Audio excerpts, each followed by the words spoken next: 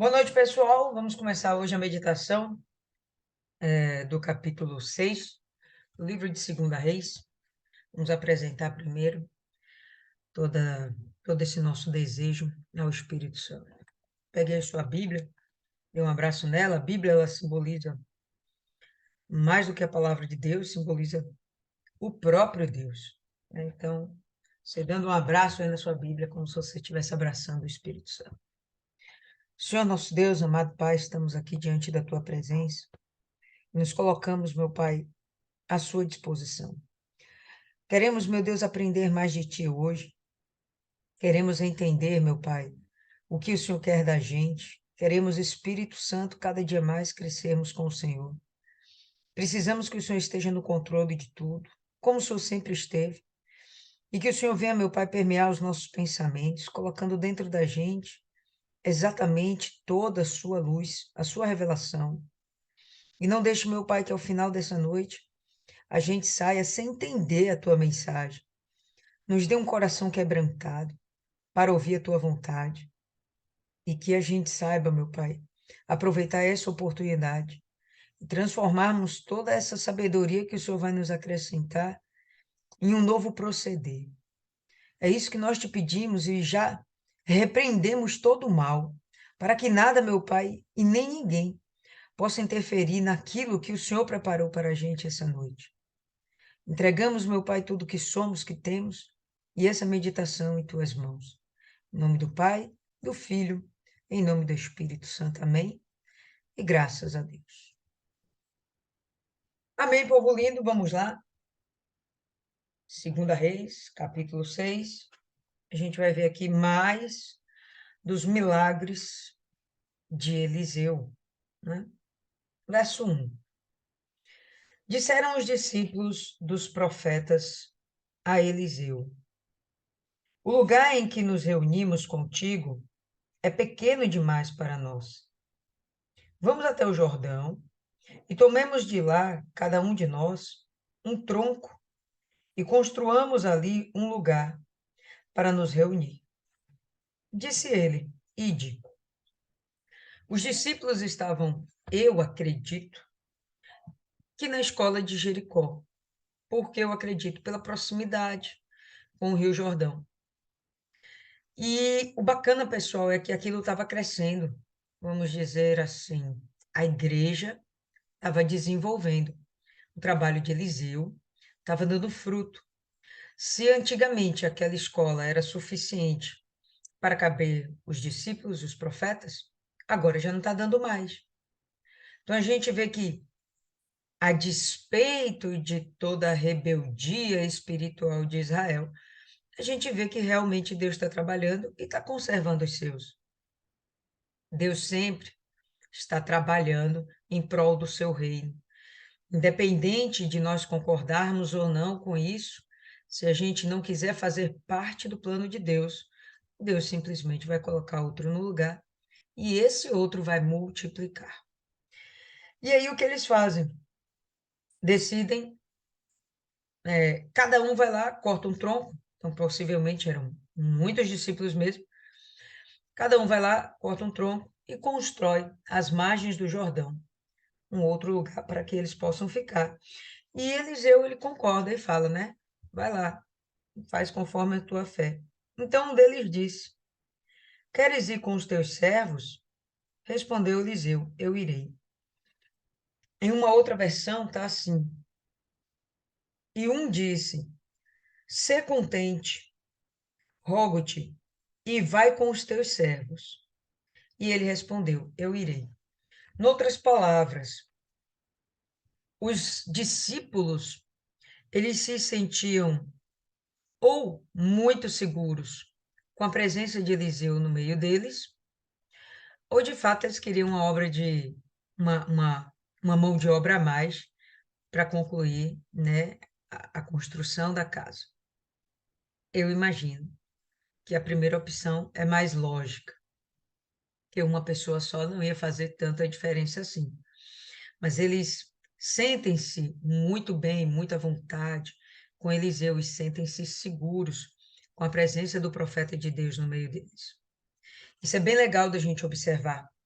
que quando um líder, ele realmente nos aproxima de Deus, e Eliseu aqui estava na posição de um líder, quando o líder tem essa capacidade de aproximar os seus discípulos de Deus, né? Ele se torna uma pessoa querida, estimada. Todo mundo quer estar por perto dele. Todo mundo quer ele por perto.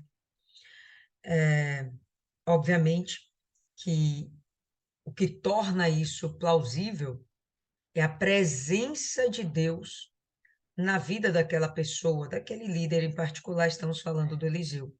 Mas pessoas que elas são cheias do Espírito Santo, pessoas que têm realmente o brilho de Deus em suas faces, normalmente são pessoas muito queridas e todo mundo quer estar perto.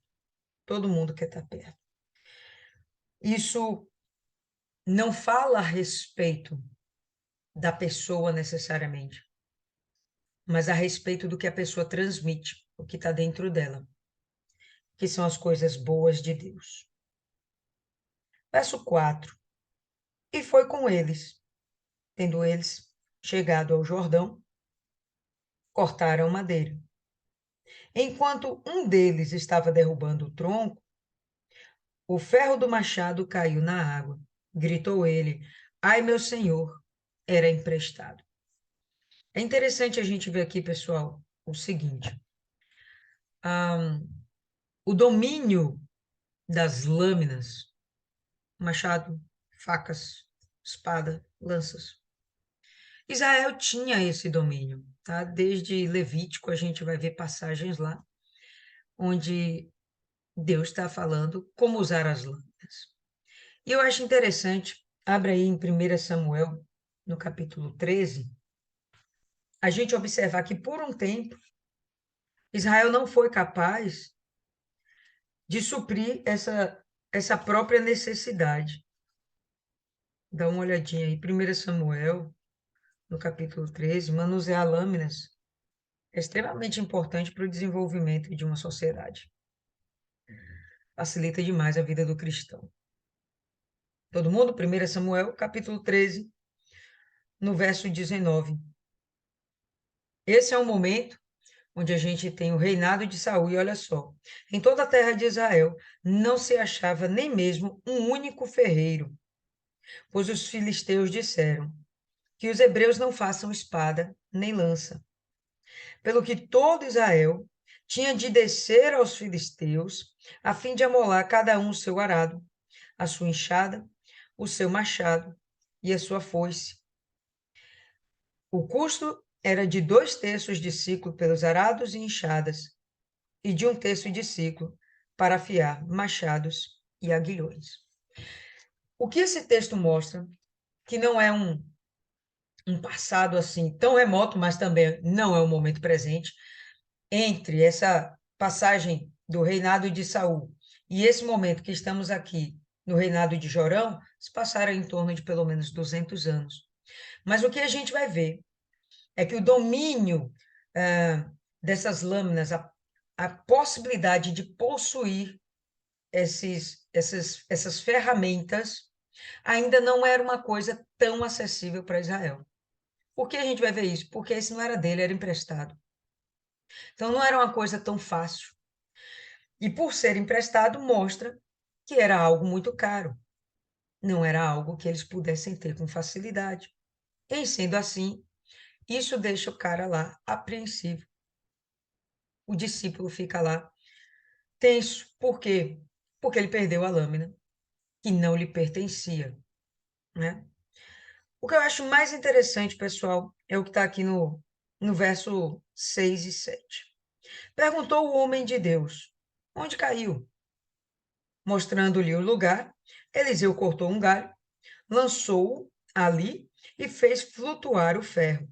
E disse: pegue-o. Então o homem estendeu a mão e o pegou. O que eu acho interessante, não sei se vocês também perceberam isso, é a naturalidade como Eliseu encara milagres.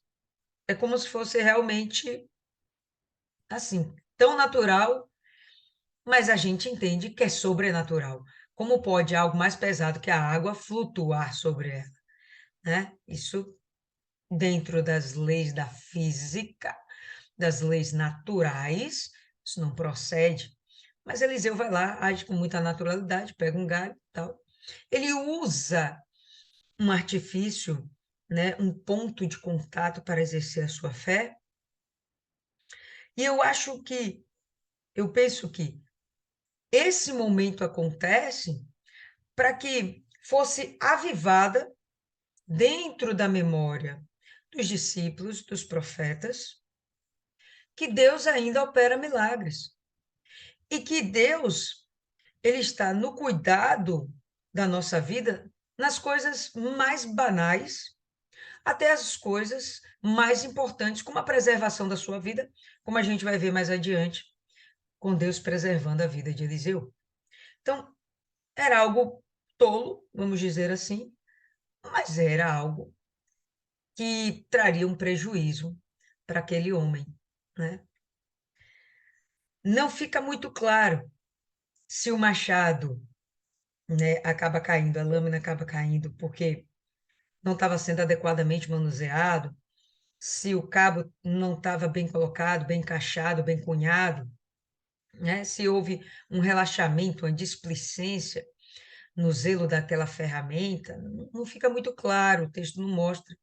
O que mostra é que esse acidente acaba acontecendo, mas que Deus estava lá para prover uma resposta de imediato. Se Eliseu não estivesse lá, talvez um milagre não tivesse acontecido. Então, nisso a gente vê também a importância da, da presença do homem de Deus junto àquelas pessoas. Eles fazem realmente questão, porque eles sabem que diante de qualquer problema, está lá o homem de Deus, falando direto com Deus, para poder haver uma intercessão divina dentro da vida deles, dentro da rotina deles. Verso 8. Ora, o rei da Síria fazia guerra contra Israel. Já sabemos disso. Toda hora Israel e a Síria estão lá entrando em contendas, né? Ok. Aqui é mais uma dessas contendas, mais uma dessas guerras, dessas guerrilhas. Depois de se reunir com os seus oficiais, disse: em tal e tal lugar estará o meu acampamento. Então, o rei vai lá, ele conversa com os seus generais, com os seus principais, e ele define traçar um projeto, um plano de guerra, um plano de combate. Verso 9. O homem de Deus, porém, mandou dizer ao rei de Israel: não passes por tal lugar, porque os sírios estão descendo ali. Pelo que o rei de Israel enviou homens àquele lugar, de que o homem de Deus lhe falara e de que o tinha avisado. E assim se salvou, não uma, nem duas vezes. Quantas vezes? 3, 4, 5? Não sei. Mas foram várias investidas ao longo de alguns anos, provavelmente. Várias investidas, onde estava lá sempre Eliseu dando a salvação para Israel. É interessante que a gente vai perceber um profeta de Deus metendo o bedelho, num português bem dizido, dentro de um cenário político. Há quem defenda até hoje, né, dentro das igrejas, que religião e que política não se mistura. Mas a gente vai ver aqui um profeta de Deus dando a direção para o rei, como ele deve proteger-se, como ele deve proceder para que ele resguarde todo o reino. A sabedoria que vem do profeta, ela vem para poder ajudar e beneficiar a política daquele lugar. Não o contrário, não para causar uma desordem, não para causar contendas, causar confusão. Muito pelo contrário. A intercessão divina é necessária dentro de um governo, de uma gestão política humana, justamente para que os erros sejam evitados, para que as pessoas possam ser mais felizes. Então a gente vai ver aqui que o profeta não é convocado, ele não é comissionado. O rei não vai até ele, mas Deus usa o profeta para falar com o rei, até porque o ouvido sensível, o ouvido espiritual não é o do rei, é o do profeta, o meio de comunicação de Israel, os profetas, pelo menos naquela época. E várias vezes ele tinha salvado Israel. No verso 11, esse incidente perturbou o coração do rei da Síria, que chamou os seus oficiais e lhes disse: Não me farei saber quem dos nossos é pelo rei de Israel? Então, imediatamente o que ele pensa, tem um traidor aqui, porque não dá. É muita coincidência eu fazer uma investida pelo norte e não tem ninguém lá para atacar. Aí eu faço uma investida pelo sul e não funciona. Eu faço uma investida pelo centro, não dá certo. Tem alguma coisa errada. Alguém está pegando as minhas informações, as minhas orientações, e estão passando para o governo de Israel, para o exército de Israel. Humanamente falando, seria o mais lógico de se pensar. Quem iria imaginar que Deus estava falando com o profeta de Israel e esse profeta estava orientando o rei? Ninguém imaginaria isso, né? Então é mais fácil ele pensar, ó, tem um traidor aqui no nosso meio e a gente vai ter que exterminar esse traidor. Quem é que vai delatar esse rapaz? Quem é que vai dedurar o traidor? E aí a gente vem. Verso 12. Disse um dos seus oficiais: Ninguém de nós, ó rei, meu senhor, mas o profeta Eliseu, que está em Israel, vai saber ao rei de Israel até as palavras que tu falas no teu quarto ou na tua câmara. Noutras palavras, até aquilo que o Senhor faz em secreto, Eliseu consegue saber, ter ciência, e ele revela para o rei de Israel, de modo que os seus planos são frustrados antes mesmo que você coloque ele em prática. E essa coisa de Deus se antecipar aos nossos projetos e de ele interceder previamente, isso é fantástico. Antes mesmo, a palavra, né, já fala isso, antes que as palavras venham à nossa boca, Deus já sabe o que a gente vai falar. Deus ele tem essa capacidade, essa presciência. E aqui ele está usando isso em favor do seu povo, em favor do seu reino, né?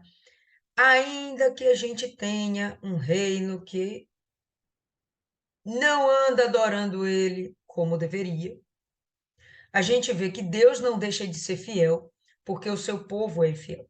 Deus não perde o seu caráter, porque o seu povo não tem caráter. Não, ele continua fiel à promessa que ele fez lá atrás, ao próprio Adão. E ele continua seguindo firme na sua fidelidade para com o homem, no pacto que ele tem para com o homem. Verso 13. Disse o rei: Ide e vede onde ele está, para que envie homens e mande trazê-lo. Deram-lhe aviso dizendo: Ele está em Dotã.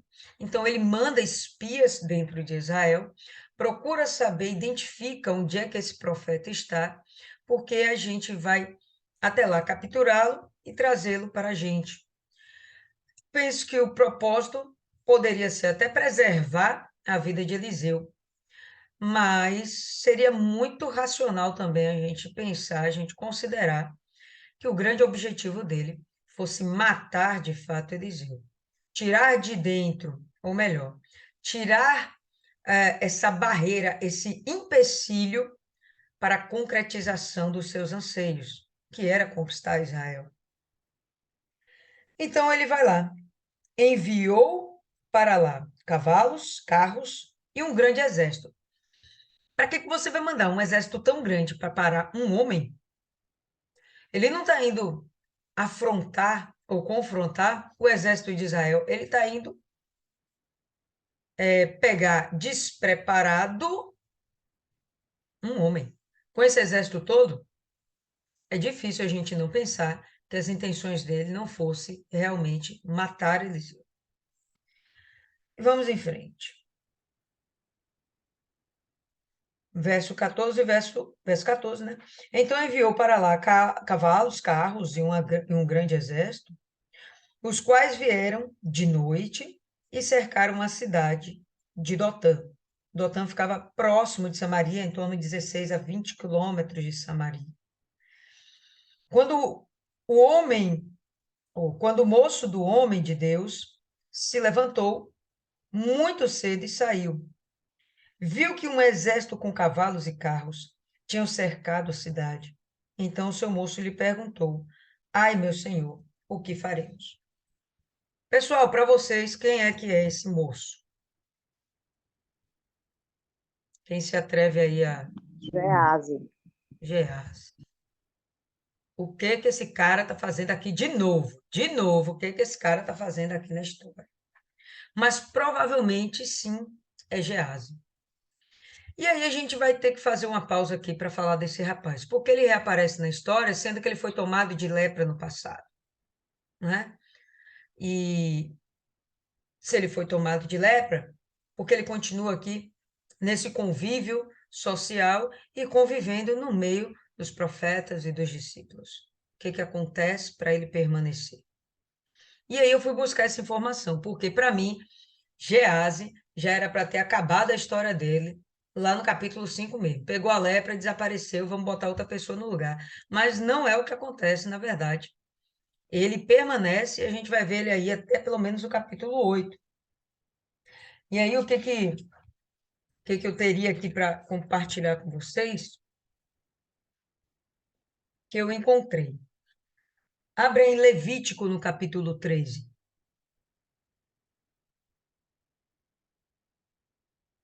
Levítico, capítulo 13.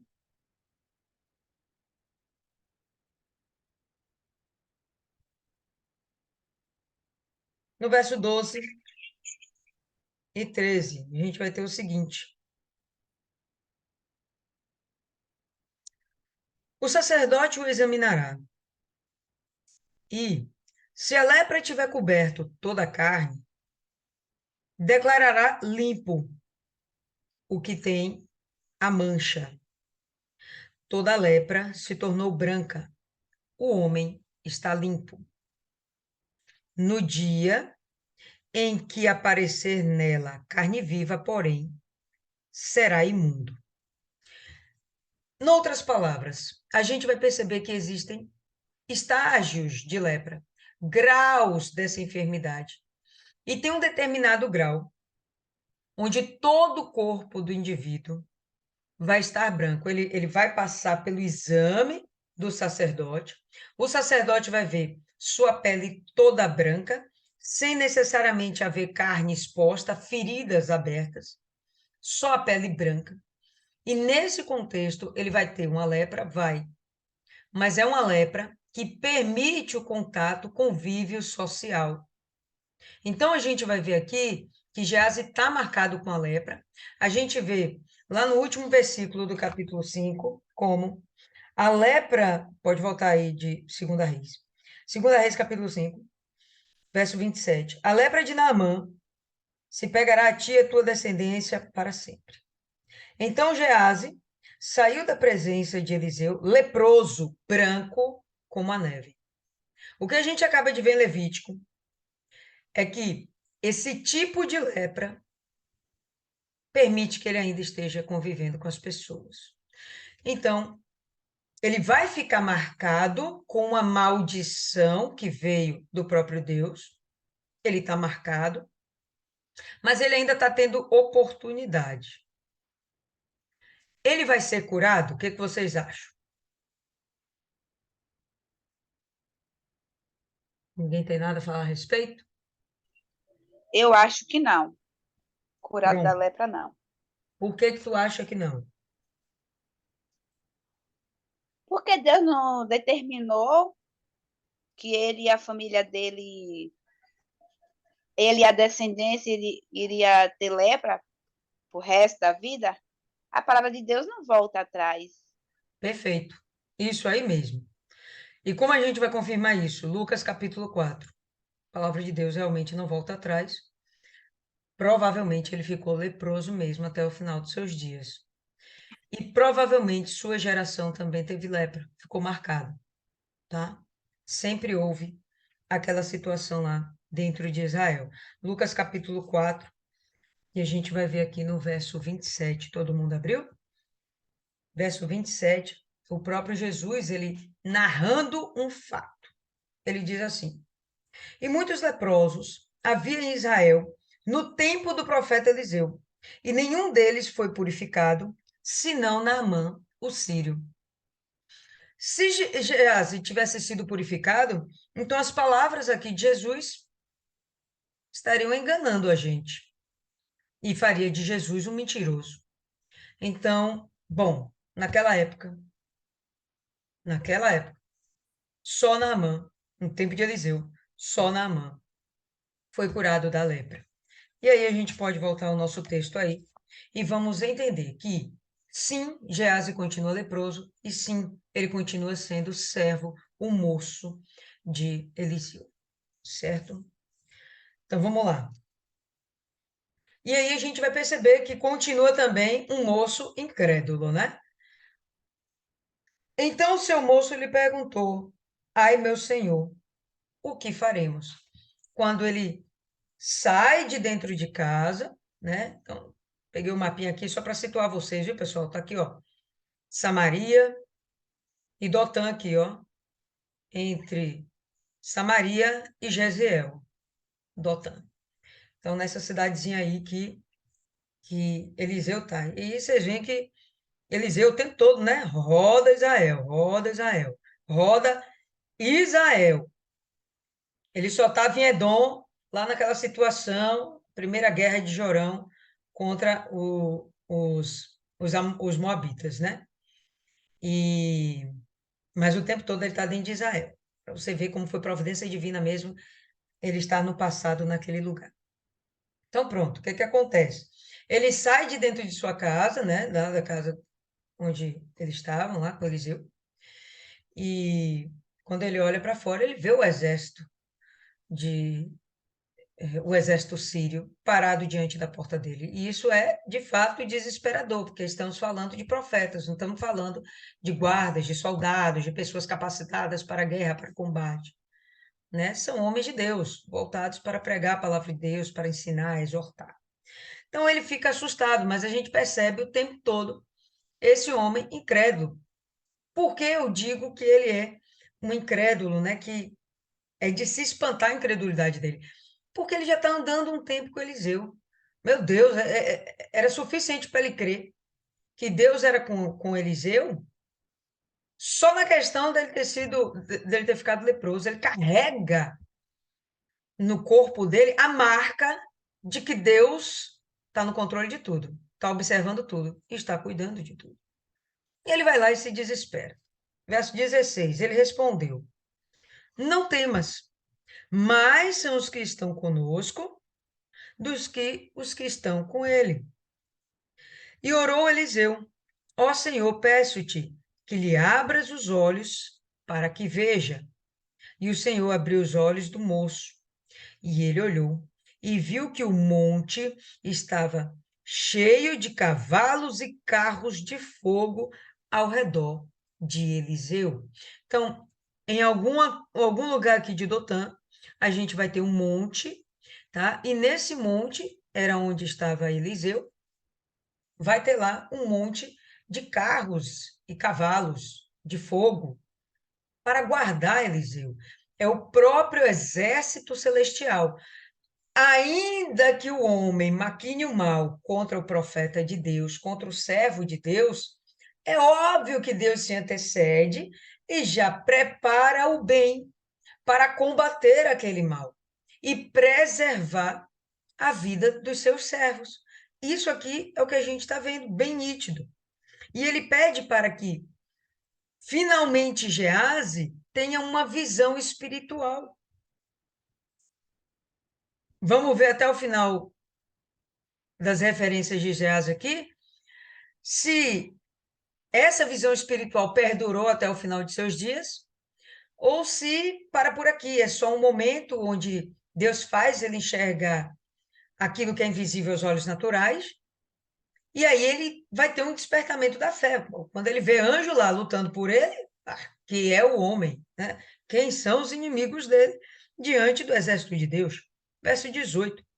Enquanto o inimigo descia contra ele, Eliseu orou ao Senhor: fere, peço-te, de cegueira essa gente. E feriu-a de cegueira, conforme a palavra de Eliseu. Interessante que em dois momentos muito próximos, em uma oração, ele pede para que sejam abertos os olhos do teu servo, em outra oração, ele pede para que sejam cegados os olhos dos seus inimigos. Claro que não é uma cegueira que vai perdurar, não é uma cegueira realmente física que vai aleijar esses soldados aí para o resto das vidas deles. A gente vai ver que não é, né? Mas é uma fragilidade que é criada nesse exército para que ele se torne impotente contra os servos de Deus. Acontece algo sobrenatural que torna aquele mal inoperante para o servo de Deus, contra o servo de Deus. 19. Disse-lhes Eliseu: não é este o caminho, nem é esta a cidade. Segui-me e vos guiarei ao homem que buscais. E os guiou a Samaria. Então esse exército saiu daqui de Dotã e foi até Samaria, guiados por Eliseu. Isso deve ter levado, obviamente, algumas horas, né? Para esse exército deveria estar sendo algo perturbador, né? Você perder a visão, 70% dos reflexos, né, das nossas decisões humanas são tomadas por causa da nossa visão. Então, imagina você perdendo aquilo, até você desenvolver outros dons, né, outros pontos fortes, outras sensibilidades com o resto do seu corpo para compensar a falta de visão, isso leva um tempo. Então, esses homens com certeza estão aterrados, desesperados com o que está acontecendo. Diante disso, não tem como eles se rebelarem ou lutarem. Primeiro, que eles não enxergam com quem estão lutando. Segundo, que eles não entendem o que está acontecendo.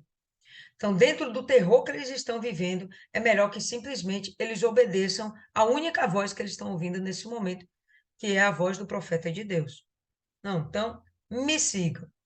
E aí eles vão seguir.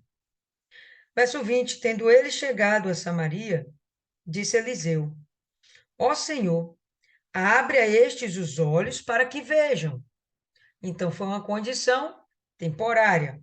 Abre agora os olhos deles para que vejam. O Senhor lhes abriu os olhos e olharam e viram que estavam dentro de Samaria. Bom, aqui já era mais aterrador ainda, porque se eles estavam dentro de Samaria, aqui sim já existe o exército de Israel. E eles se veem rodeados pelo exército de Israel, né? Quando o rei de Israel os viu, perguntou a Eliseu: devo matá-los? Devo matá-los, meu pai? E aqui a gente vai perceber o desejo de Jorão de dar cabo na vida desses homens. Lógico também, né, pessoal? Naturalmente pensando, nada mais lógico do que desejar a morte do seu inimigo e aniquilar ali naquele momento uma afronta, né? Uma ameaça real ao seu reino. Nada mais plausível do que Jorão pensar. É uma oportunidade de ouro. Vou destruir essa galera aqui agora. Outra coisa que a gente tem que observar é que ele chama Eliseu de pai. Era o pai dele? Bom, claro que não. Mas a gente vê nessa palavra pai, né, em em hebraico, Abba. Essa palavra tem aquela conotação que já falamos antes, onde refere-se ao respeito que ele tem para com Eliseu. Coisa que já vimos, né? Haver esse despertamento dentro de Jorão para a sua vida espiritual. Eu vou considerar Jorão aqui, é meu pensamento. Vou considerar Jorão como um neófito na fé. Um cara que vem do mundo, cheio das influências do mundo, mas que está querendo deixar de seguir outros deuses para seguir apenas o Deus de Israel. Tem o conflito dentro dele, eu acredito, entre qual verdadeiro Deus, mas ele sempre pende para o Deus de Israel. A gente vai perceber que o que Eliseu fala, ele obedece. Desde o primeiro momento que ele se encontra com Eliseu. O que Eliseu fala, ele obedece, ele acata. Então, ele vê em Eliseu realmente um representante espiritual de um Deus que é poderoso, de um Deus que guarda Israel. Ele tem essa consciência. Vamos para frente. Quando o rei de Israel perguntou, quando os viu, perguntou a Eliseu: devo matá-los, meu pai? Respondeu ele: não os matarás. Matarias tu os que tomastes prisioneiros com a tua espada e com teu arco? Noutras palavras, não houve um embate. Eles nem estão desarmados. Você não capturou eles. Eles não são prisioneiros de guerra. Eles são um povo que vem sendo trazido até você pelo próprio Deus. Da mesma forma como Deus usou de misericórdia para preservar o seu território, o seu reinado e o seu povo, use de misericórdia para com eles. Essa vai ser a orientação de Eliseu. Eu acho isso aqui bem interessante. Dá uma olhada aí em Deuteronômio, no capítulo 20, no verso 11. Deuteronômio 20.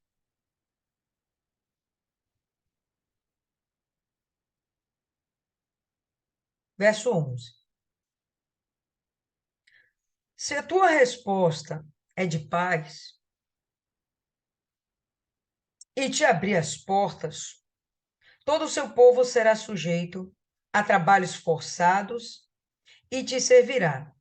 Esse capítulo 20, ele fala sobre as estratégias e orientações para a guerra.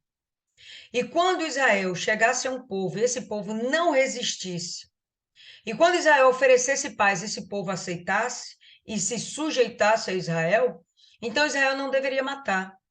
Israel deveria sujeitá-los, torná-los servos, escravos. Então, volta para Reis. Dentro desse entendimento do Pentateuco, ele não deveria, de fato, matá-los, porque não houve aqui um confronto de guerra. Vamos para mais adiante, que eu achei isso aqui bem mais forte. Romanos, no capítulo, cadê que eu anotei? 12.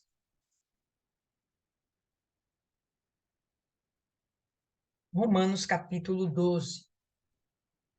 Orientação de Paulo para os nossos dias. E sem sombra de dúvidas,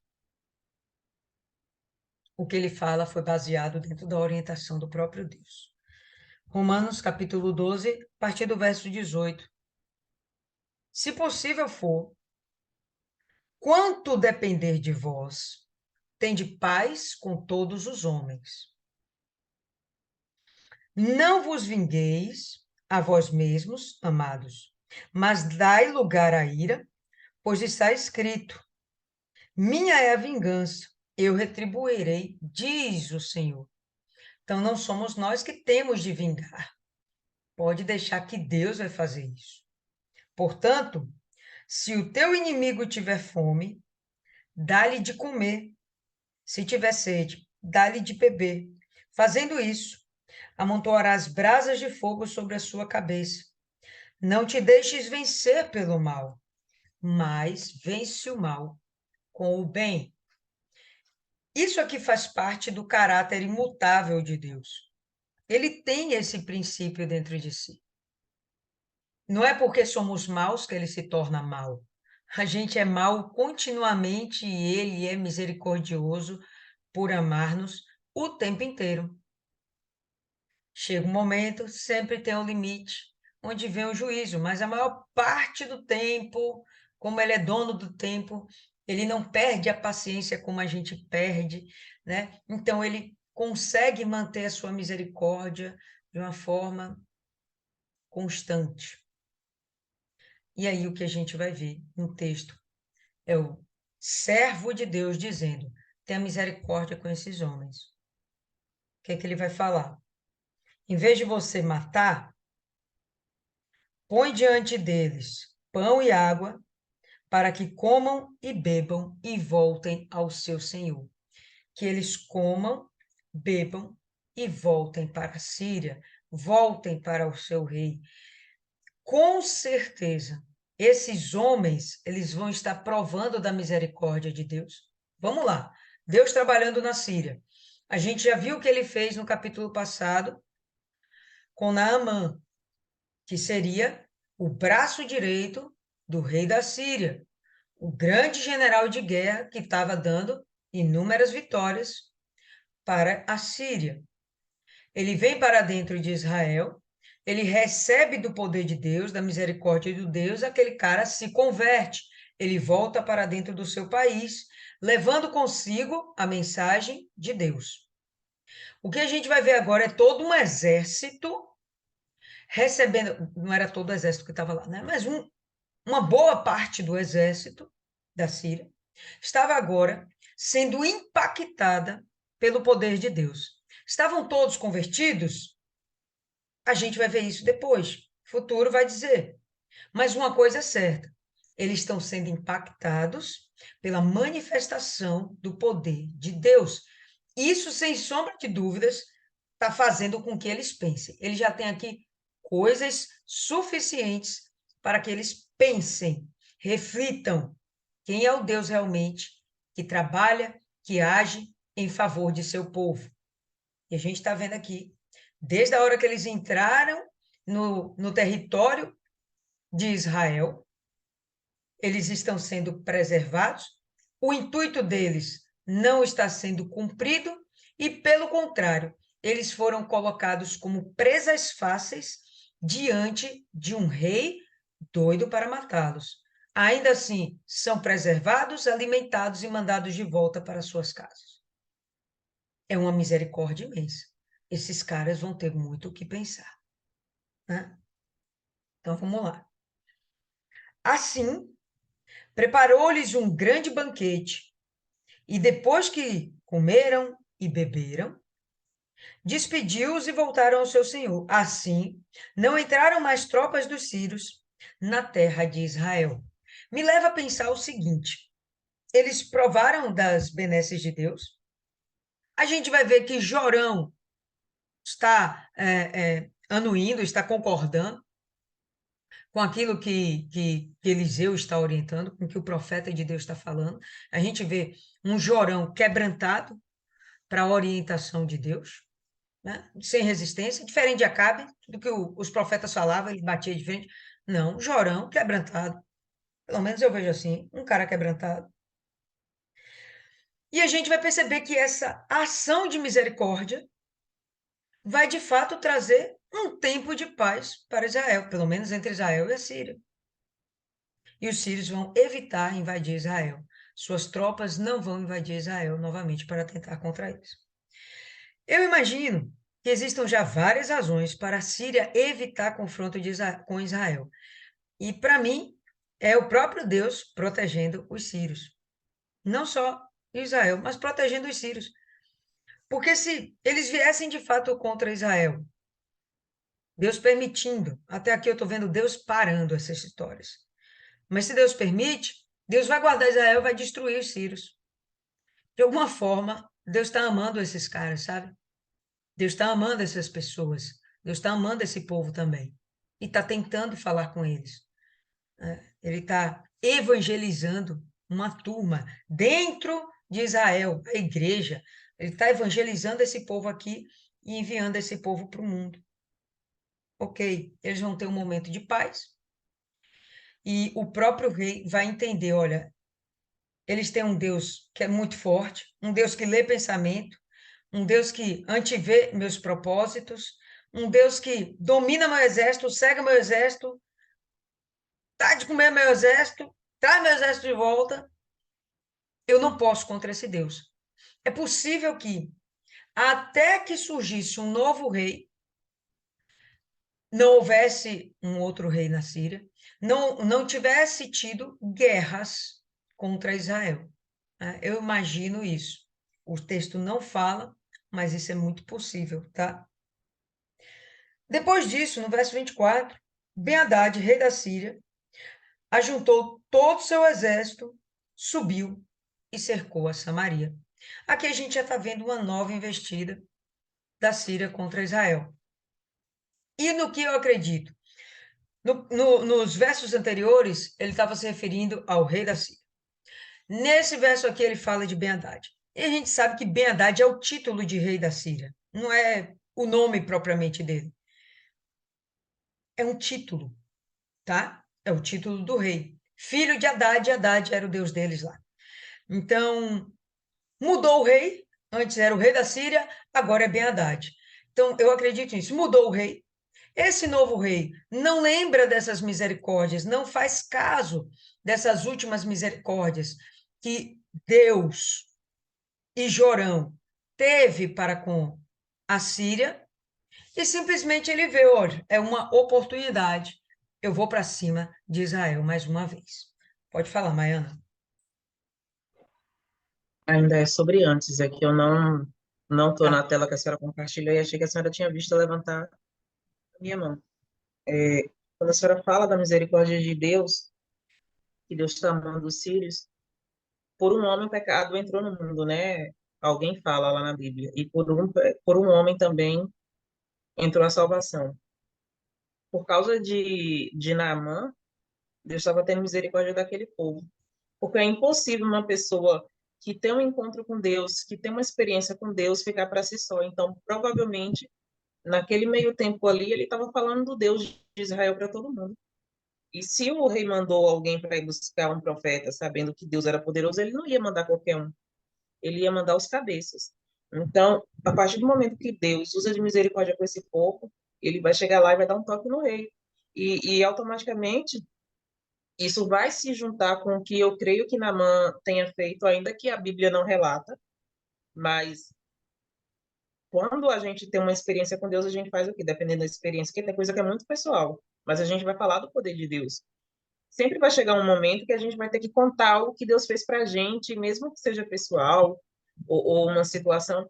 E Deus, ele criou um momento perfeito, porque se tinha um monte de gente lá, quando Eliseu fala para abrir os olhos do servo dele, ia estar aquele tanto de gente à toa? Não é à toa. Então, a partir do momento que acontece isso, Deus quebrando o coração desse povo, mas sempre o diabo vai usar, né, as suas investidas.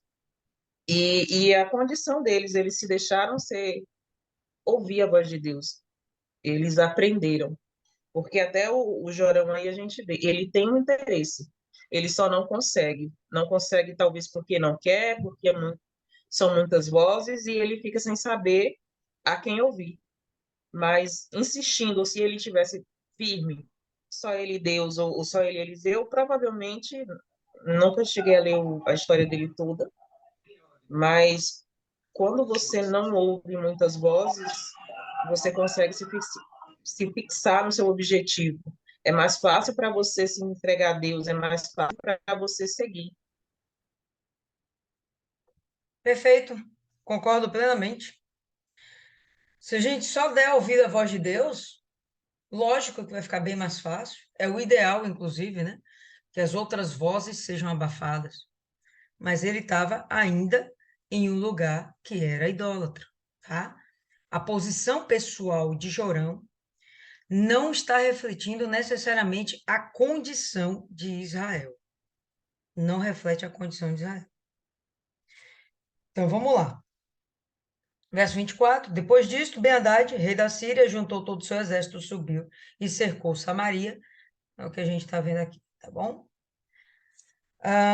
Houve grande fome em Samaria, porque a cercaram, até que se vendeu a cabeça de um jumento por 80 ciclos de prata, e a quarta parte de um cabo de cebola selvagem por 5 ciclos de prata.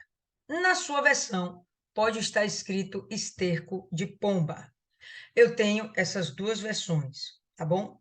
Mas vamos entender o que o texto está querendo dizer.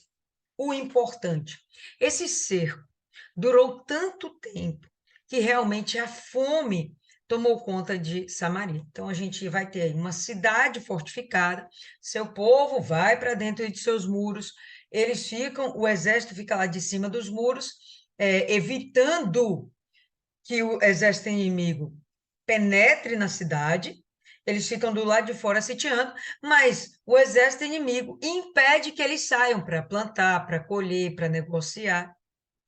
Então, eles vão viver dentro de Samaria, dentro da cidade fortificada, apenas com aquilo que já existe lá dentro. E vai chegar uma hora que vai acabar.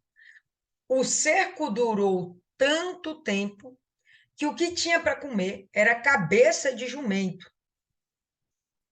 A cabeça de jumento era a coisa mais barata para que eles comessem naquele momento, e custava 80 ciclos de prata. Isso é caro. Não vou fazer aqui as contas, mas só falar que é prata já é caro, tá? 80 ciclos é um número grande, é caro. Para uma cidade que estava cercada de miséria, o negócio era difícil. Se eles tivessem dinheiro sobrando, eles iam comer carne de boi, carne de porco.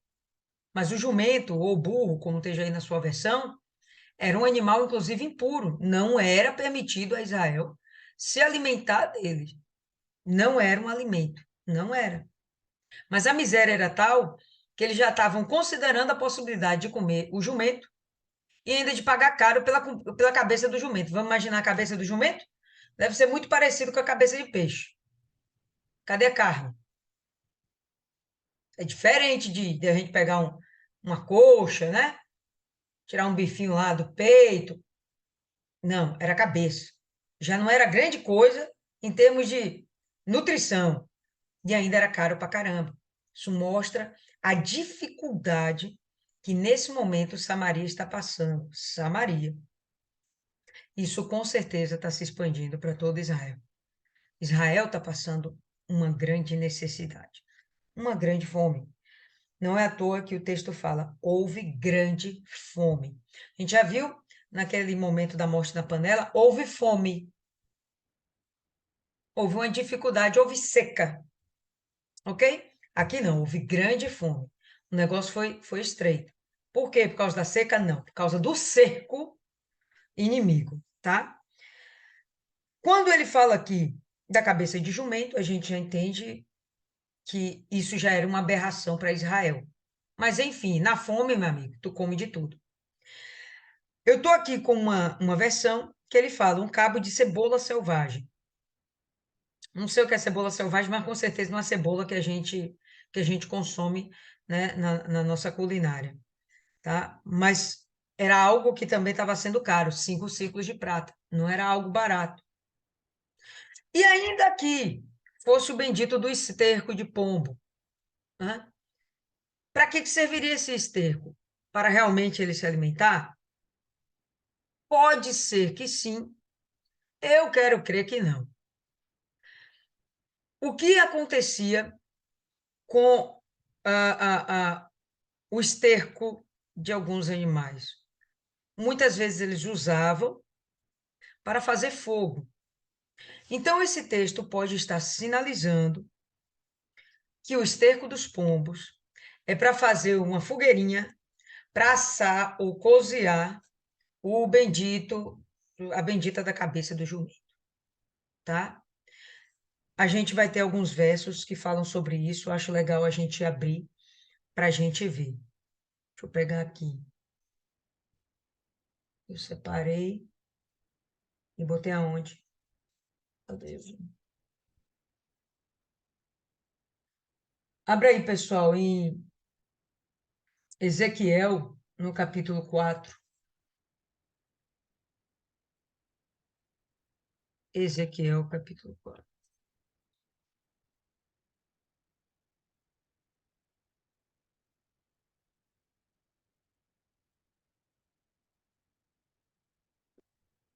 do verso 12. Ezequiel 4, a partir do verso 12. Olha só. O que comeres será como bolos de cevada, ácios sobre o esterco humano, fezes humanas, diante dos olhos deles. Então, as fezes, elas eram usadas para fazer fogo, não era necessariamente para alimento. Vamos continuar aqui. Disse o Senhor: assim comerão os filhos de Israel o seu pão imundo entre as nações, para onde serão lançados. Então disse eu quem? Ezequiel.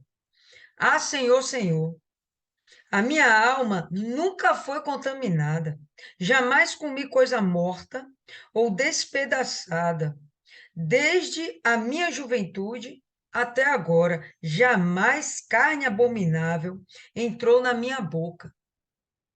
Disse-me: vê, e eu te darei esterco de vacas, em lugar de esterco humano. Sobre ele prepararás o teu pão. O esterco da vaca é melhor do que o esterco humano, na visão de Deus. Então me disse: filho do homem, eu torno instável o sustento de pão em Jerusalém. Comerão o pão por peso, e com ansiedade beberão a água por medida, e com espanto, até que lhes falte o pão e a água. Eles se espantarão uns com os outros e se definharão nas suas maldades. Então, o que a gente está vendo aqui em Ezequiel é um juízo sendo determinado sobre Israel, que dá para a gente ter uma noção do que está acontecendo agora em Segunda Reis, tá? O que aconteceu aqui, dá para a gente ter noção do que está acontecendo. Então, é possível que esse esterco não fosse alimento. Eu sempre imaginei que eles estavam comendo esse cocô de pombo mesmo, tá? Mas, de verdade, a possibilidade é pequena disso ter acontecido. Segunda Reis, no capítulo 18. A gente vai ver um rei que está afrontando Ezequias, o rei da Assíria, afrontando Ezequias. Segunda Reis 18, no verso 17. Verso 17? Não, 27. Todo mundo abriu? Segunda Reis 18, 27. Rabizaque, porém, lhes respondeu: mandou-me meu senhor, só a teu senhor e a ti, para falar essas palavras, e não antes aos homens que estão assentados em cima do muro, para que convosco comam as suas fezes e bebam a sua urina. Esse era o desejo do povo inimigo, que eles acabassem passando uma necessidade tão extrema que eles viessem comer suas fezes e beberem suas próprias urinas. Mas não significa que isso realmente aconteceu, tá? Que isso realmente acontecia. Então, o que que eu quero defender aqui? Volta aí para a segunda Reis 6. O que eu quero defender é que eu não tenho entendimento de que essas fezes de pomba fossem de fato para alimento, tá? Era para eles cozinharem o alimento. Então, vamos lá. Verso 26. Passando o rei de Israel pelo muro, uma mulher lhe chamou, lhe clamou: ajuda-me, ó meu rei, Senhor. Respondeu o rei: se o Senhor não te ajudar, quem sou eu para te ajudar? Da eira ou do lagar? Né? Então, ele entende que o que ela está reclamando é alimento. E ele fala: eu não posso fazer nada, só Deus aqui para ajudar. Eu vejo um Jorão, um cristão apático. Aquele cristão que sabe que Deus tem poder, que conhece Deus, já provou dos dons de Deus, já provou do poder de Deus, mas não tem aquela energia dentro de si, aquela gana, aquela garra de correr atrás, de realmente buscar a Deus e ir atrás dos seus objetivos, das suas soluções, das suas respostas, da sua cura, seja lá o que for. É um cara apático. Você está vendo aqui em algum momento Ele procurando Eliseu? Ele já procurou Eliseu em outros momentos. Por que aqui ele não está procurando Eliseu? Aliás, na verdade, ele não procurou Eliseu. Ele não procurou, né? O momento que houve foi Josafá quem procurou. Mas, enfim, ele já sabe quem é Eliseu. Por que que ele não procura? A gente vai ver que o texto vai revelar que ele está lá esperando uma resposta de Deus, mas de uma forma apática, né? Uma forma passiva. Deixa Deus agir.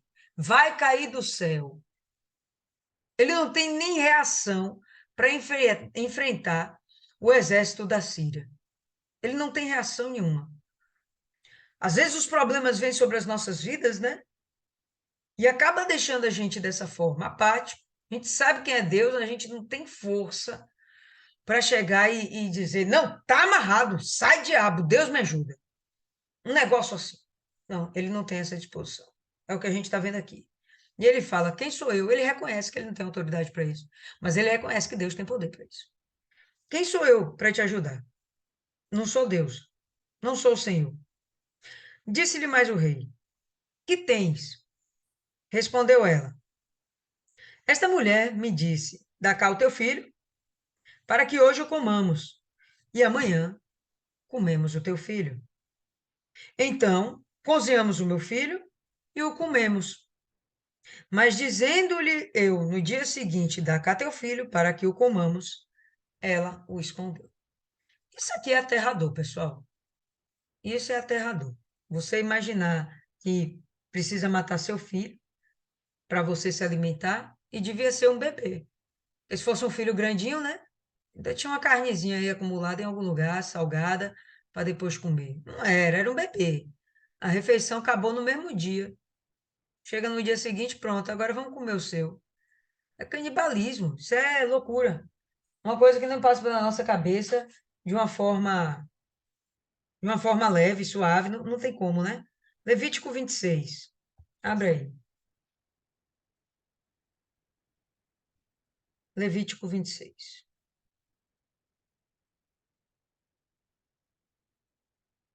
Todo mundo?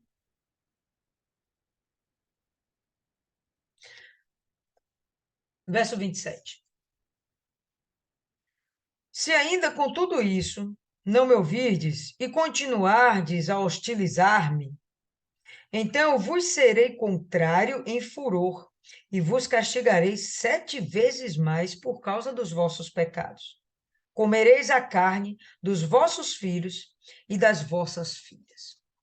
Por que Deus está revoltado ao ponto de dizer que ele vai trazer um juízo tal, vai ser uma miséria tal, que a pessoa vai pensar em comer o próprio filho? Por quê? Ele continua. O motivo. Destruirei os vossos altares idólatras. Desfarei os vossos altares de incenso. Lançarei os vossos cadáveres sobre os cadáveres dos vossos deuses e vos abominarei. Converterei as vossas cidades em desertos, assolarei os vossos santuários e não aspirarei o vosso cheiro suave, os vossos sacrifícios. Por quê? Porque nesse momento, o que está acontecendo em Levítico? A lei está sendo dada, aquilo está acontecendo? Não. Deus está avisando, olha, não faça, porque senão vai vir sobre vocês isso. E o que a gente está vendo aqui é vindo isso sobre Israel. Por quê? Por causa da idolatria de Israel. Por causa da idolatria. Mas Deus tem sido muito paciente. E Deus está deixando agora o quê? O cerco apertar para Israel. Ou Jorão se define, ou Jorão retrocede. Se Jorão se define e se torna uma referência para o seu povo, todo o seu povo se define. A gente está vendo que a igreja está crescendo, não foi isso que a gente viu lá com a escola de profetas crescendo? Exatamente. Mas ainda é muito pouco diante da multidão que é Israel, diante da nação que é Israel. Os convertidos estão crescendo, o número, mas a nação continua em declínio, em decadência moral e espiritual. Por causa da decadência espiritual, a gente vai ver a decadência moral. É imoral você matar seu filho para você comer. Nada justifica. Morra de fome os dois, na minha cabeça. Não justifica você matar seu filho para comer. Mas, enfim, é fácil a gente falar do lado de cá que a gente não está passando por esses perrengues, né? Volta aí, 2 Reis, capítulo 6, verso 30. Ouvindo o rei as palavras dessa mulher, rasgou as suas vestes. Enquanto ia passando pelo muro, o povo olhou e viu que trazia pano de saco por dentro, sobre o corpo. Então, vê que, de fato, Jorão, ele está buscando a Deus? Vê que ele é um neófito. Ele não tem em si ainda um fundamento forte, mas ele tem um desejo de ser diferente. Talvez o vazio que exista dentro dele esteja impulsionando ele a buscar uma resposta satisfatória para o vazio dele. Ele sabe que Deus é Deus. O vazio dele faz ele buscar Deus. No momento que ele rasga as suas vestes, é um ato de desespero, é um ato de profundo medo, de profunda angústia. Ele ouve a queixa do seu povo e ele é incompetente para resolver os problemas do seu povo. Para ele, isso é uma vergonha tal que ele rasga suas vestes. Existe algo de bom nesse cara. Ele consegue sentir a dor do outro. Ele teve empatia por essa mulher. Ele não está vendo aquilo com descaso. Quando ele rasga as vestes, andando pelo muro, desconcertado, desacreditado e desesperançado, as pessoas veem que por baixo ele está com pano de saco, que é uma condição de humilhação. Ele está se humilhando para o único e verdadeiro Deus. O que a gente não vê em Jorão são essas raízes de fé, uma fé que seja de fato provocativa, uma fé que provoca a Deus, que provoca a reação de Deus. A gente não vê, pelo contrário. O que a gente vai ver é ele falando bobagens e tirando de si a responsabilidade, colocando sobre Eliseu uma responsabilidade que era dele. Disse o rei: assim me castigue severamente se a cabeça de Eliseu, assim me castigue Deus severamente se a cabeça de Eliseu, filho de Safate, lhe ficar hoje sobre os ombros. O que eu vi aqui? Não sei se vocês lembram. Jezabel falando para com Elias. Assim me faço outro tantos deuses se Elias não for morto. Não é? Vale a pena a gente rever de novo. 1 Reis, capítulo 19. Dá uma olhadinha aí. Ele manifestou com o espírito de Jezabel. Manifestou com o espírito de Jezabel. 1 Reis 19, 2. Então Jezabel mandou um mensageiro a Elias lhe dizer: assim me façam os deuses de outro tanto, se amanhã, a estas horas, eu não fizer com a tua vida como a de um deles. Eliseu, ou melhor, Elias tinha acabado de matar os profetas de Baal. Então, esse homem aqui incorpora, eu vejo que ele não queria seguir o exemplo dos pais, de Acabe e de Jezabel. Mas, meu irmão, é o cão que incorpora aqui nele. Né? Uma pessoa que ainda não está liberta. Uma pessoa que ainda não está liberta. Ela não reconhece as próprias falhas, ela não reconhece que o problema está no pecado dela, ela só queria que Deus abençoasse, e ela vai jogar a responsabilidade em cima do pastor. Não, o pastor que é fraco, orou fraco. O pastor não tem autoridade, o pastor não tem comunhão com Deus. A responsabilidade é desse homem aí. É isso que ele vai fazer. Então, eu vejo nele um cristão fraco, um cristão sem raízes. 32. Ora, Eliseu estava sentado em sua casa E também as autoridades de Israel estavam assentados com ele. Ou, na sua versão, pode estar aí, os anciãos de Israel. O que que esses anciãos estavam fazendo junto com Eliseu? Falando das coisas do céu? Estavam trocando experiências espirituais? Uma coisa é certa, Eliseu é o profeta de Deus e os anciãos representam a sabedoria do povo. Estavam tendo ali um momento muito interessante, a despeito da miséria que estava passando aqui em Samaria. Tá? Enviou o rei um homem à frente de si, mas antes que chegasse a Eliseu, disse este às autoridades, aos anciãos, às pessoas com quem ele conversava, dentro da casa dele, tá? Eliseu está dentro da sua casa. Vedes como o filho do homicida mandou-me tirar-me a cabeça.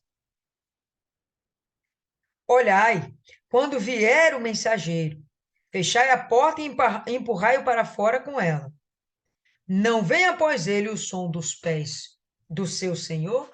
Em outras palavras, está vindo um mensageiro, enviado de Satangôs, mentira, enviado de Jorão, e logo após ele está vindo o próprio Jorão, manifestado com o espírito de Jezabel. Quem faz esse homem ter esse entendimento? O próprio Deus. A gente viu lá em algum momento, logo no início dos primeiros passos de Eliseu como profeta, que tinha coisa que ele não via. Teve momentos que ele falou, poxa, com a sunamita mesmo, Deus não me mostrou, Deus não me deixou ver, Deus me fez ver. E aqui a gente está vendo o nível de santificação, o nível espiritual, o ministério dele sendo desenvolvido. E agora as coisas Deus vai mostrando a ele antes mesmo de que elas aconteçam. Bacana. É para isso que Deus pega os seus profetas. Ele era um moço discípulo de Elias e agora ele está como profeta. Tem um crescimento espiritual, tem todo um desenvolvimento espiritual, ok? E ele está mostrando isso aí. Então ele vai e fala, ele sempre teve ranço de Jorão, né? Está aqui nas palavras dele. Vedes como o filho do homicida, ele nunca engoliu Jorão. Filho do homicida mandou-me tirar minha cabeça. Então, quando ele vier, empurra o mensageiro para fora, porque atrás dele está vindo Jorão. Estando ele ainda a falar com eles, o mensageiro chegou. Disse o rei: esse mal vem do Senhor. Por que esperaria eu mais pelo Senhor?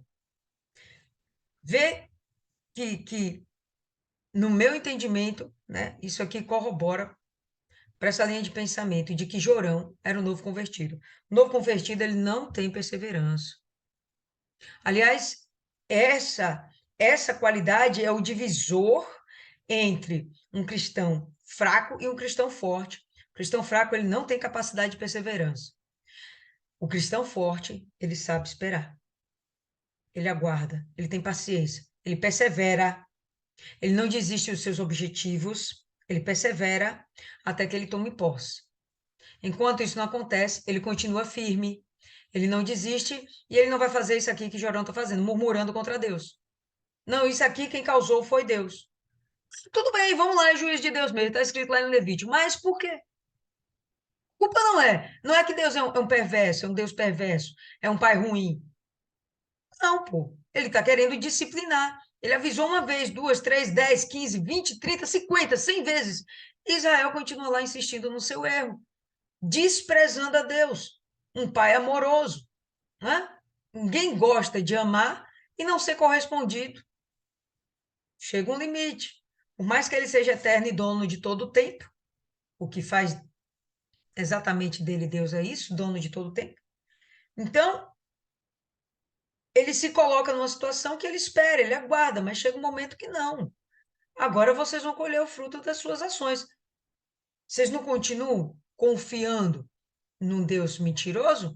Então, vamos esperar aí que eles te salvem. Vamos esperar que esse Deus aí te ajude. Não era o entendimento de Jorão, mas Jorão não fez por onde merecer. Jorão não comunicou isso à população. Jorão não fez uma reforma religiosa. Ele só deixou muito claro que ele não concordava com a adoração a Baal, mas provavelmente os altos lá de Azerá continuavam, que era a influência lá da mãe. Baal já era a influência do pai, de Acabe, né? Ele destrói aquilo ali e tenta seguir a Deus, mas ele não persevera. Quando ele vê o cerco se fechando e ele não faz uma reforma dentro de Israel, caramba, ele era o responsável por isso, ele era o líder, ele tinha que provocar essa reforma. Ele não faz essa reforma, diferente de Josafá, que lá em Judá ele começa a fazer isso, né? A gente vê aqui que ele se torna incapaz, ele é incompetente para desempenhar essa função, né, como um líder espiritual para o seu povo. E, enfim, ele vai aqui, junto com todo o povo, sofrer esse juízo de Deus, nessa, como se fosse uma punição do próprio Deus. O resto da história a gente vai ver no capítulo 7, na quinta-feira, como eu já disse para vocês. Bom, pessoal, vocês querem fazer alguma consideração a respeito? Diga aí. Alguém? Uma pessoa? Meia pessoa? Rosa? Alguma coisa a acrescentar? Fala aí, Rosa. Não, hoje eu não tenho nada a acrescentar, não. Perfeito. Martiane. O que eu tenho a acrescentar é sobre Geazi. Não sei se eu falei certo o nome dele, mas me chamou muita atenção o fato que a Bíblia relata sobre ele ser moço, né? Então a gente tem um entendimento que ele é um jovem, né? Podemos dizer assim, sei lá, entre 17 a 28 anos, mais ou menos, 29 anos, 30, não sei. Mas enfim, ele é jovem. E aí, o que foi que eu lembrei? Eu lembrei daquela passagem que fala em Eclesiastes, né? Lembra-te do teu Criador nos dias da tua mocidade, antes que venham os dias maus e cheguem os anos dos quais venhas a dizer, não tenham neles contentamento. E se a gente parar para pensar, em todas as fases da nossa vida, a gente tem aprendizado, a gente sempre vem aprendendo alguma coisa. Mas a fase que a gente define as coisas na nossa vida é na nossa juventude. A fase onde a gente determina, onde a gente toma decisões importantes da nossa vida é a nossa juventude. E a gente percebe que quando ele tomou essa atitude de esperteza, ali ele ainda não tinha essa experiência, ele não tinha ele estava construindo ainda a espiritualidade dele, né? Mas mesmo assim ele já servia, ele já era um servo, certo? E o que é que eu quero trazer aqui? Eu quero trazer aqui o ponto X da questão. Eu vejo que Deus ele quis disciplinar esse garoto. Ele não jogou ele fora de imediato. Ele disciplinou ele corrigiu ele, permitindo, determinando que ele teria lepra, não só ele, como também toda a descendência dele, a futura descendência dele. De imediato, Deus não excluiu. E se a gente for fazer um comparativo de outras pessoas que erraram, a gente vai ver outros reis que a gente estudou anteriormente. Essas pessoas elas tiveram um exemplo, elas eram pessoas um pouco mais maduras, né? Elas não tinham tanto essa, digamos assim, infantilidade, né, espiritual, né, que esse garoto teve. E esse garoto, ele também a gente consegue perceber nele uma inclinação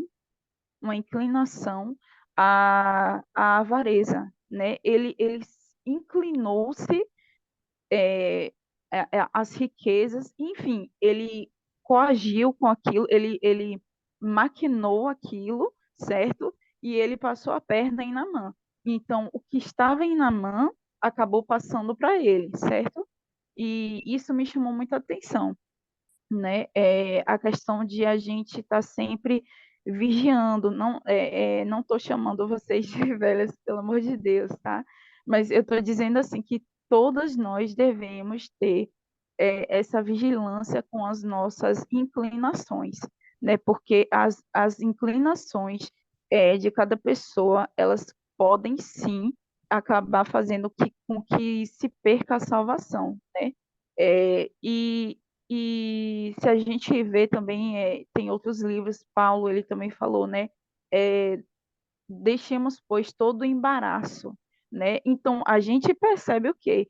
Que existe os embaraços, né? Mas a gente não pode permanecer com eles, a gente tem que deixar, a gente tem que abrir mão, né? Porque a gente, como ele falou, tem uma nuvem de testemunhas, a gente está sendo rodeado, né? Então, a gente tem que todos os dias deixar todos os embaraços, deixar todas as inclinações e construir a nossa vida espiritual, né? E outra coisa que eu ia falar também é sobre. É porque eu acabei lembrando daquele louvor, né? Quando falou aí que começou a se fecharem as coisas. Aí eu lembrei daquele louvor, né? Foi por isso que eu fechei as portas, para ver se você lembrava de mim. Não dá mais para viver nessa indiferença. Então, e a gente vê que esse cara, ele tinha essa indiferença. Ele era indiferente, né? É como se não penetrasse nele, entendeu? Ele não tinha esse despertamento. E eu concordo plenamente com o que foi dito aí sobre Deus ele criar situações para provocar um despertamento da fé das pessoas, né? E essa semana o pastor ele estava pregando sexta-feira sobre aquele endemoniado, né? Que o pai dele ele procurou a ajuda do Senhor Jesus depois de já ter procurado os discípulos e os discípulos não terem conseguido ajudar ele. E aí o pai dele foi lá, pediu ajuda para Jesus. Enfim, era um jovem que estava sofrendo muito, né? Que o espírito jogava ele na água, jogava ele no fogo, e era desde a infância, enfim. E aí Jesus foi lá assim, perguntou se ele podia. Esse pai perguntou se Jesus podia fazer alguma coisa. E Jesus ele falou: se tu podes crer, tudo é possível que crê. E o pai foi lá assim: eu creio, Senhor, me ajude na minha incredulidade. Ou seja, ele foi sincero em dizer que ele não cria totalmente. Ele cria em parte, mas ele queria ajuda para crer. E Jesus ele foi lá e operou o milagre, né? E Jesus foi lá, a Bíblia fala que ele expulsou o demônio e o menino foi dado como morto, a ponto de quem olhava para ele dizia assim, tá morto, né? Tipo assim, morreu, né? Acabou, então, enfim. Só que a Bíblia fala que Jesus ele ergueu até um certo ponto e o menino se levantou. Ele só ergueu, estendeu a mão e ergueu. É como se o menino tivesse deitado. Ele só ergueu o menino de uma forma que ele ficasse sentado. Mas o menino que se levantou, porque a Bíblia fala que ele se levantou. Então, isso chama muita atenção, né? Essas questões assim, que tem coisas que vai ser exclusivamente a parte de Deus, tem uns 50%, e depois tem uns 50% que é totalmente do homem, entendeu? E era isso que eu queria estar trazendo. Eu não vou me delongar mais, mas era só isso mesmo. Fechou, pessoal. Como nosso horário aqui está um pouquinho estendido, vamos concluir por hoje. Tem alguém que se dispõe aí a fazer a oração de hoje?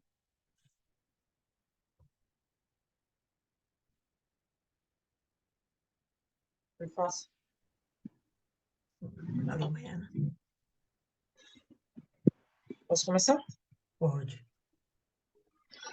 Senhor, graças nós te damos, meu Pai, pelos vários exemplos que o Senhor tem nos dado, as várias formas que o Senhor tem usado para nos ensinar. Meu Pai, que possamos ser como Eliseu, que desenvolver uma espiritualidade tal que o Senhor mostrava para ele antecipadamente tudo que ia acontecer, o que estava acontecendo. Não fala, meu Pai, dele se retirando para orar, nem fazendo, nem falando com o Senhor, mas é o que ele fazia em oculto, em secreto. Que possamos ser assim, meu Pai, ter cada vez mais essa intimidade contigo, de buscar sem ter a necessidade de estar falando, mostrando para alguém que te buscamos. Que a nossa comunhão, a nossa intimidade realmente seja isso, a intimidade, mas que possa ser motivo de exemplos para os outros através do Senhor agindo em nós, que possamos ser luz, meu Deus, para os que estão nas trevas, que possamos ser, meu Pai, a calmaria para os que estão nas tempestades, que o Senhor venha enviar até nós, meu Pai, as almas que o Senhor sabe que temos capacidade de cuidar, porque ninguém vai vir até a gente sem que não possamos, sem que o Senhor não nos envie. Não, meu Pai, mas que todas que chegar até a gente, possamos, meu Pai, dar testemunho do teu poder, da tua grandeza, que possamos ajudá-las, meu Pai, não para nossa honra, mas para a tua glória. E porque, meu Pai, nos importamos com essas pessoas. Queremos fazer por elas, meu Pai, aquilo que o Senhor fez pela gente. Então, somente, Senhor, segure nossas mãos, porque os dias maus vêm para todas, meu Pai, cada um com suas guerras, cada uma sabe de si. Mas que possamos ser como Eliseu, não temer, meu Pai, que o Senhor venha abrir os nossos olhos, assim como o Senhor abriu os olhos daquele rapaz, daquele servo, que o Senhor venha abrir os nossos diariamente, meu Pai. E se caso nós venhamos nos afastar do Senhor, que o Senhor ligue o nosso alerta, meu Pai, que possamos voltar, que tenhamos tempo, meu Pai, de nos arrepender antes que a burrada que estivermos prestes a fazer seja maior que isso. E te peço, meu Deus, tem misericórdia da gente. Perdoa os nossos erros, as nossas falhas, as nossas muitas transgressões e iniquidades. Que o Senhor venha tomar conta, meu Pai, do teu povo, da tua nação, do nosso país. Que o Senhor venha cuidar, meu Pai, dos teus servos. Que o Senhor venha dar entendimento, venha dar direção e inspiração para eles. Que o Senhor venha cuidar do seu povo. Que o Senhor venha visitar os doentes, meu Deus. Que o Senhor venha libertar os cativos. Que o Senhor venha visitar a nossa família, meu Pai. Que o Senhor vá de encontro a cada um deles, meu Deus. E assim que tivemos, meu Deus, ouvido sensível para a sua voz, que o Senhor também venha abrir o deles. Que eles venham ter uma experiência com o Senhor, meu Pai. Que venha nascer dentro deles o desejo de te buscar, o desejo de te conhecer. Que possamos, meu Pai, afirmar, como Cornélio ou o centurião, seja lá quem for, mas aquelas várias passagens na Bíblia que fala, eu e a minha casa serviremos ao Senhor. Que a promessa é o que está lá em Jó, meu Pai, que é para a gente e para os nossos, se cumpre em nossas vidas. Meu Pai, toma tudo e todos em tuas mãos, meu Pai. Nos fortaleça, nos prepara para um dia de amanhã e que em tudo que fizermos o seu nome seja engrandecido e glorificado. Abençoa as meninas do grupo, as que não puderam estar aqui, meu Pai. Que o Senhor também as visite, que chegue seu poder até elas, meu Pai. Que na próxima meditação elas tenham condições de estar aqui. Abençoa tudo e todos, é o que nós te pedimos. Em nome do Senhor Jesus, nós te agradecemos. Amém. Amém, povo lindo. Então, por hoje é só.